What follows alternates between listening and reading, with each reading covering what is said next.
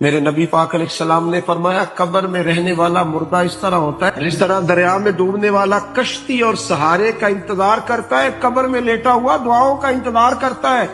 وہ وہاں لیٹا انتظار کرتا ہے کہ میرا بھائی میرے لیے دعا کرے، وہ انتظار کرتا ہے کہ میرا بیٹا میرے لیے دعا کرے، وہ انتظار کرتا ہے کہ میری بیٹی میرے لیے دعا کرے۔ دعا وہ قیمتی تحفہ ہے جس وقت قبروں میں جانے والے بھی انتظار کر رہے ہیں۔ کوئی دعا کرے، کوئی دوست دعا کر دے۔ اگر کسی کے بچے لیٹے ہیں تو وہ ماں باپ کی دعاؤں کے منتظر ہیں، دوست لیٹے ہیں تو دوستوں کی دعاؤں کے منتظر ہیں۔